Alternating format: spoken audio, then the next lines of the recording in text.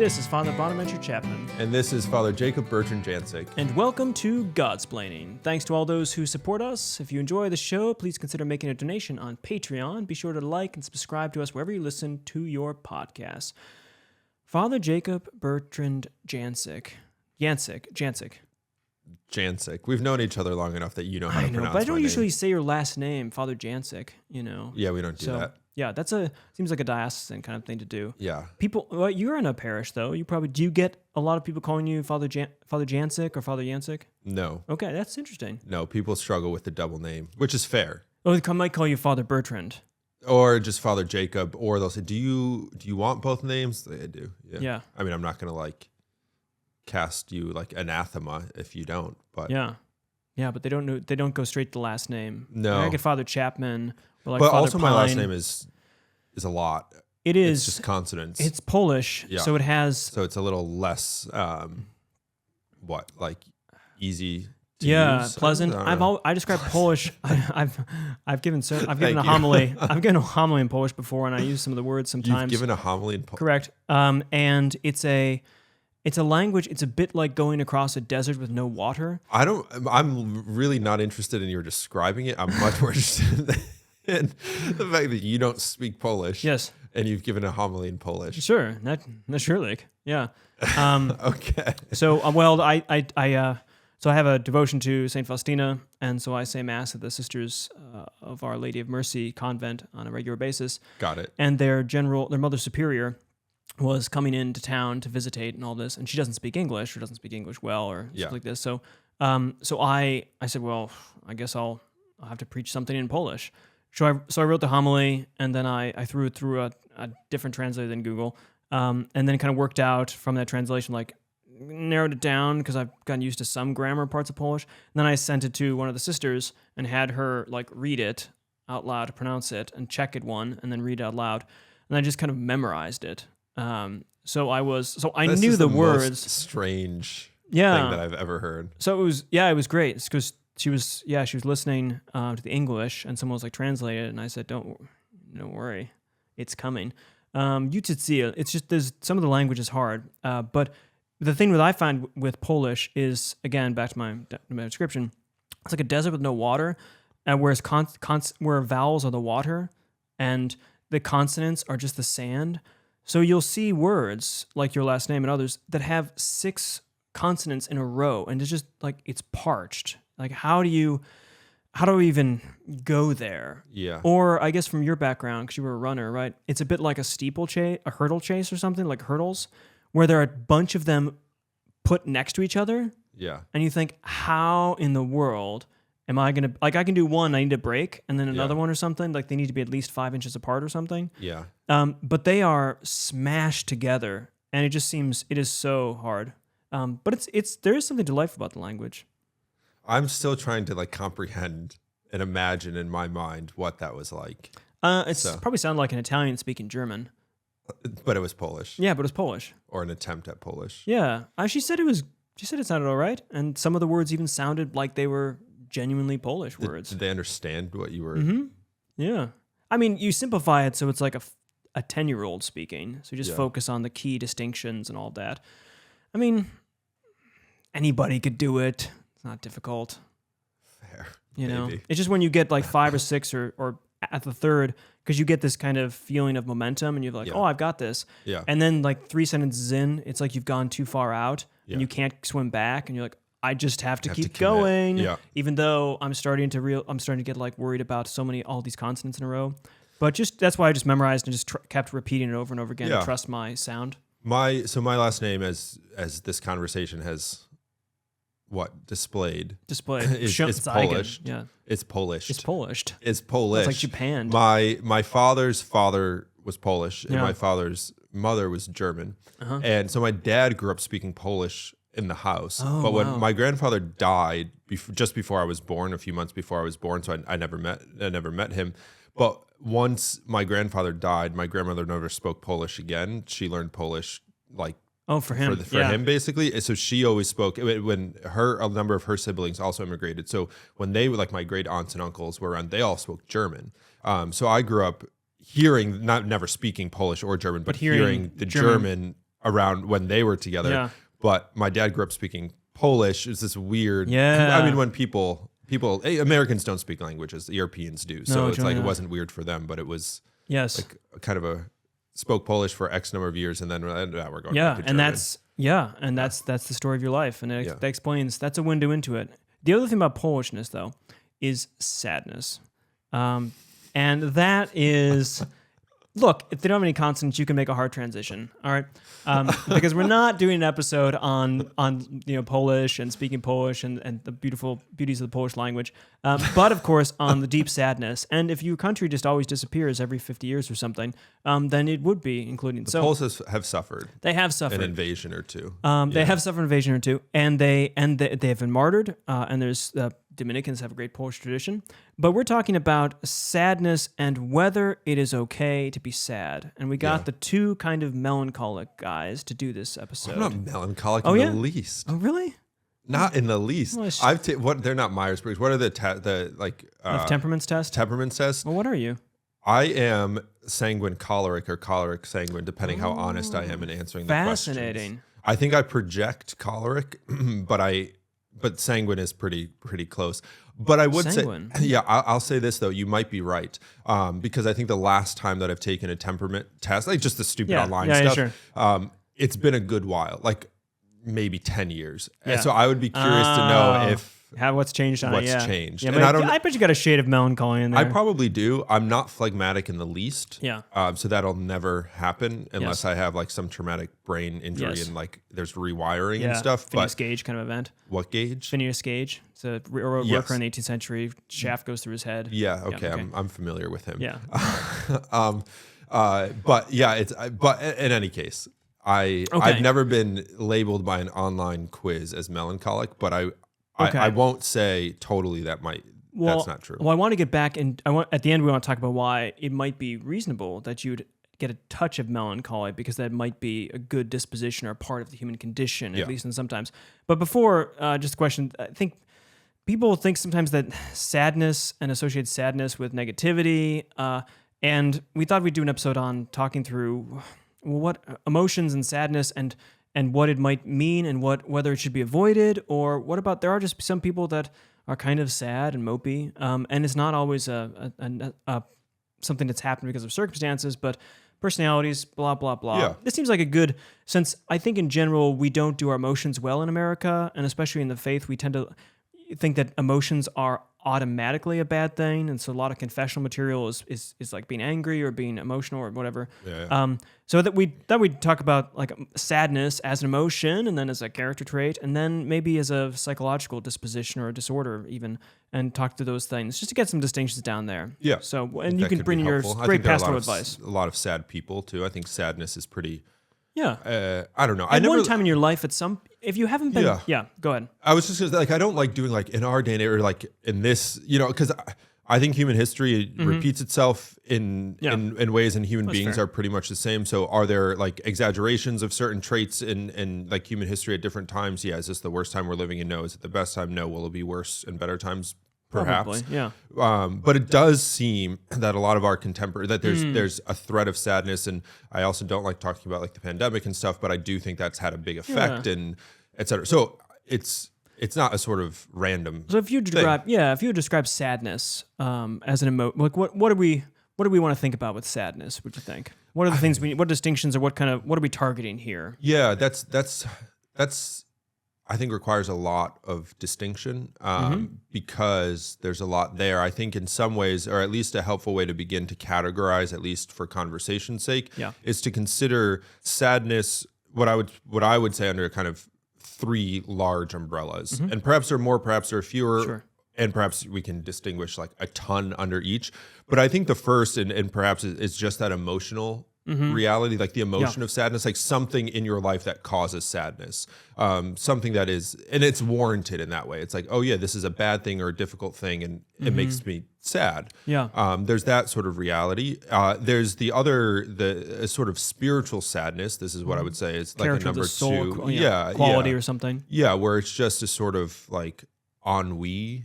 Yeah. Is that a word? That's a word. It is a word. Yeah. It's a French word that none of us know what to do with, but yeah. Yeah, you can use it So in let's a just Polish pass it homily. off. Yeah. But a sort of like spiritual sadness where it's or where it's more of kind of like a disposition to just being kind of temperament or some personality trait or some kind of, it's getting at an aspect of the quality or aspect of the person's soul in a way. And I think in that too, they can be neutral, and perhaps we'll talk about, but it also can like fall into pitfalls and be exaggerated. Yes. And the third kind of umbrella, so we have like response to a thing, an external thing, a sort of temperamental reality. And the third, I would say, I don't want to be like super heavy or like make just a straw man, but the sort of like a mental condition, like depression or anxiety, of that sort of thing, where it's more of a, not an illness, but in that kind of thing where, you know, someone's suffering with a particular mental difficulty, where like depression, anxiety, these sort of things. So I think of it in those kind of three terms, like external thing, temperament, and then like depression, anxiety. Physical. We could do physical for the external kind of the emotion part, and then spiritual for the temperament kind of thing, and then maybe psychological for that. Yeah, that's the. So let's do the physical, then the emotional thing. Some people might think, is it okay to be sad in this way? Like, we're Christians, you know, we're Catholics and Christians, and we have a sense of God's providence and things. So if something bad happens, like, why should I be sad? You get this you've, I'm sure, celebrated many funerals at this point as pastor, we've probably all experienced and done some of these, but feeling sad, and you have the sense of, oh, should we feel sad? I mean, this was, if you have a person who died after a faithful life, and as far as we can know, we keep praying, but we hope in God's mercy, and the signs look good. We've received last communion, viaticum, and all this kind of stuff. And you might say, oh, well then, yeah, sadness is not a fitting emotion. It might have been good for the Greeks, but it's not enough, or the atheists or the pagans, but it's not a fitting emotion for Christians and believers, because we know all things are going to turn out okay. So why? So should this be an emotion that we should avoid, or what does it mean to have this emotion and integrate that into our lives? Would you say? Yeah, I think of it in these terms, and that like what Christ proposes in the Christian life, and as you were describing, you know, like especially if someone dies, hope for the resurrection and salvation and these sort of things is kind of it's a foundational reality, and it's one that ought to define how we live our lives and that sort of thing, but it doesn't negate the sort of more kind of surface level emotional reactions to things. So like if someone you love dies, for example, like do we hope in the resurrection? And as you've described, it's of course, but it's also the case that this person's no longer here. We're separated from them. They might have suffered, you know, like they're in their death or just in dying and these sorts. So I think here it's a both and. Yes. It's a both and kind of reality. So I think that's a good way to think about it, and to recognize that emotions in this way, sadness included, are reactions to external things and reality. Yeah. And reality. Yeah. And it is the case that you can hold both. Like, I think someone who would say, well, you're Christian, why are you sad that someone died? Don't you believe it? It's like, I do. Yeah. Yeah. So that's why there's like a reason not to be despairing. That's but good. Like, this person is also gone, and I love them, and they're not going to be here in my life anymore. So there's a sadness at that. That loss. I think the emotions are a key sense of way into realism. Yeah. It is to deny them their purchase on our souls is to deny a reality that we're conforming to. I think with sadness particularly, there is, although we know and we believe that we will see these people again, what have you, nonetheless, in reality, I will not see this person's face anymore. That is a loss, and a loss is registered by the emotions by sadness, if it's a loss of a good in this way. So to not have, and to come in strong arm, you could say, the emotions, to force them to say something that's not true, to make, in a sense, the emotions lie, although, of course, truth and falsity is in the intellect and make judgments of what's true and false. In the sense, though, still, the emotions are registering truth at a kind of basic, as you say, external reality.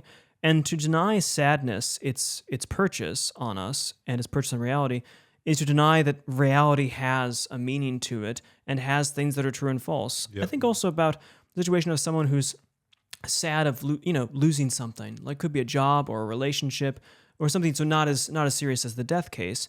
And someone might say, "Oh, don't worry, God in His providence orders all things sweetly and wisely and all of this, so you don't have to you can be very happy about this sort of, you could actually have the opposite emotion of what seems.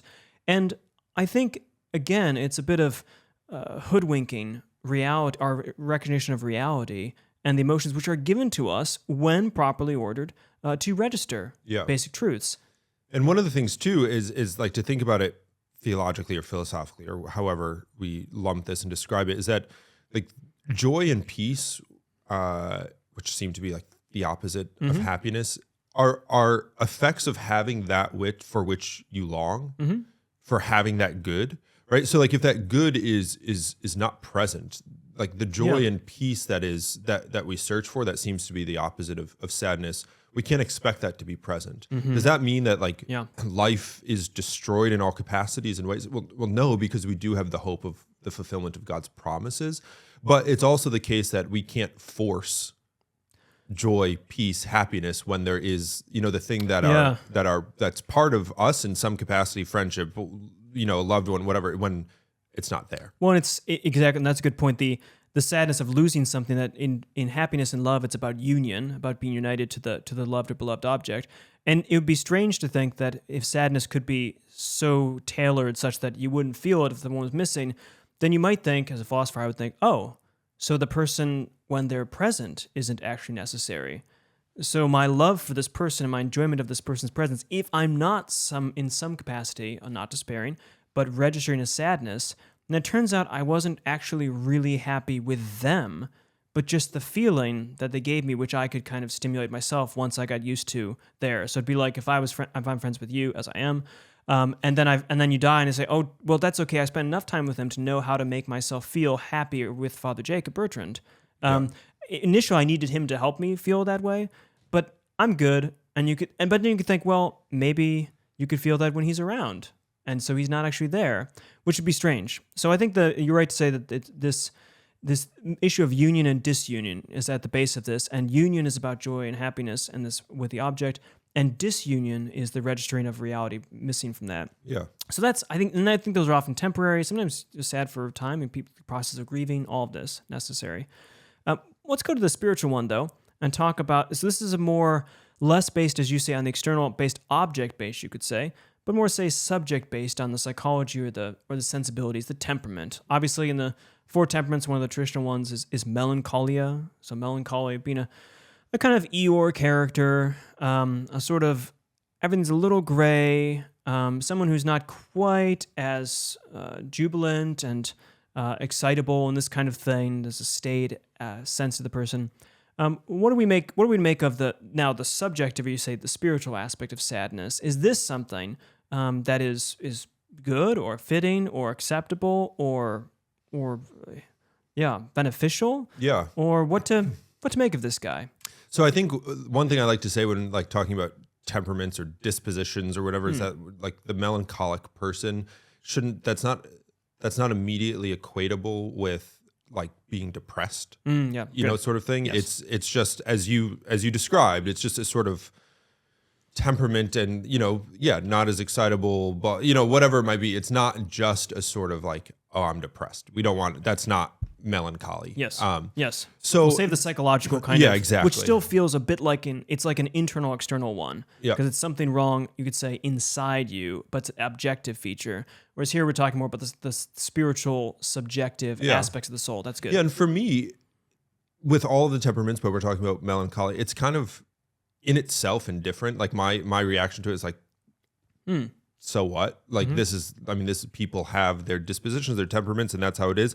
So it's less for me a question of like in itself, is this a good thing or a bad thing? I just think it's a thing. Okay. And the question for me then is like, how does someone function? How does a melancholic person function? How does a choleric person function, or that sort of thing? And if it's the case that that like virtue and goodness is pursued all the same, then it's like great. And that's just kind of the baseline from which a person operates and kind of sees the world and engages. And if it tends towards, every temperament has its pitfalls and where it might tend wrong, or in excess or defect or whatever. So it's if it's tending toward the good, and like you're great. If it's not, then probably not. And I think a big thing here with a melancholic person or whatever temperament is you mentioned reality a couple times, is recognizing it's like, okay, I am, well, we talked about me. At least the last time I took a test, I'm choleric sanguine in some relationship there. So like, how does that, I think it's kind of like self-knowledge there, entering into the self-knowledge a little bit. Okay, so I'm choleric, which means I'm much more easily like annoyed or kind of aggressive in my relationships, or like straightforward. And like, sometimes that's not a good thing. So how do I interact in different settings, or even with myself, knowing that like I'm given to behave this way, or to read a situation this way. So I think same thing for the melancholic person. I don't know, you're probably more. I'm more on the melancholic scale, and I think one of the aspects of it is, I think there's a certain thoughtfulness that is more native to a melancholic person than say a sanguine person, because there's a sense in which the melancholic person doesn't take his eyes away from reality.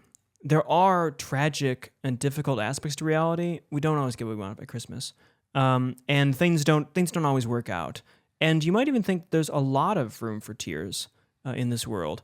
Not again overwhelming, kind of the despairing and despondent, but the person who gets a sense of staying with the uncomfortability of some situations and the world, and the melancholic person is inclined to stay with that uncomfortability. To be there and say, I can't turn this around quickly. I can't make this a different situation. I can't fix this sort of thing. Yeah. But I'm not going to cover over with it. I'm not going to candy it or look on the brighter side, this sort of thing. That sort of Pollyannish aspect. Now, that means that I think melancholic people give a sort of depth, you could say, and a richness to reflections on reality. If you had only melancholic people, I think, then instead you would have a world where no one ever got excited about anything. It would just always be the tragic dimension of life, which there is. So I think it's good to have, also necessary to have the other side of things, to bring out the melancholics from the the temptation to kind of go darker and darker. Brood a little bit. Yeah, exactly. It can become, you can get melancholics. Artists are a lot like this. It's a sense of, when you go into the depths, you might realize at the end of the day, there's nothing there. And that's and that's where the sanguine person comes out and says, I've got balloons and some candy corn. Yeah. And that just get you through the next day. And then the choleric person pops the balloons and eats the candy corn. And I'm not sure what the phlegmatic person probably just watches. Yeah, I don't know. That's something about the phlegm aspect. But anyway, I'd say that there's something about each of those temperaments brings out a dimension of the world, which is true. Yeah. Which is true. And some aspects of it should be brought out in different points. And so the melancholic person, the spiritual disposition, you might think, oh, it's such a bad thing to have this, or I wish I was as excited as Jenny or whatever, sort of, whoever it might be. I just made up a name. And I don't even know a Jenny, so I don't know why I've said, whatever. Oh, no, I do. Okay. But actually, you're given a personality, as you say, it's just that. Yeah. It's just where you are. It's just who you are. And you would be different if you were always excited about things. But you're not. Okay. So good or bad? Good. I think it's good. Yeah. I think it's what it is, and I think it's good. Yeah. Okay, let's go to the bad, though, or the dangerous, the tempting. And this is the depression one. So sadness, which some people, because when people say sadness, they could mean the emotional side, they could mean the kind of dispositional character trait side, or they very oftentimes mean like the psychological, the depression side of things. Yeah. So the psychological aspect of sadness here. And this we want to be, I think, more ruthless with, not in the sense of like, depressed people, get out of here, but in the sense of saying, actually, it's not a good thing to be depressed. You might be depressed. There might be situations, of course, you get a cold, but actually this is something that hinders your flourishing in a way that melancholy doesn't hinder your flourishing, but actually is to be taken up the shape of that. Does that sound as a starting point? I think so. Yeah. Yeah. I think like with all things, as you were saying, it depends on like what we're talking about in the sense of melancholy as a sort of temperament and disposition, or something that is like, a mental struggle and illness and that sort of thing. And in that latter category, we can't affirm it to be a good thing.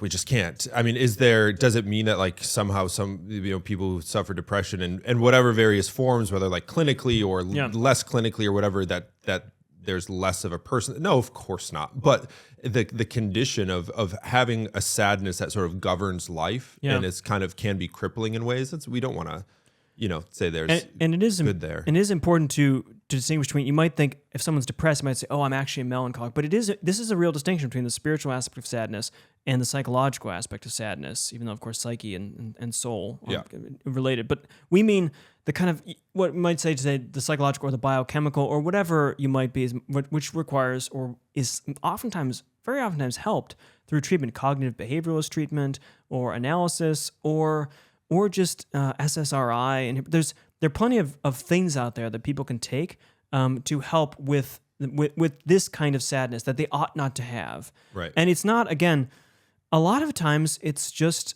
a physical malady. And I think there's a stigma around depression that people don't want to say, I think I might be depressed, so I should go and get checked out or something.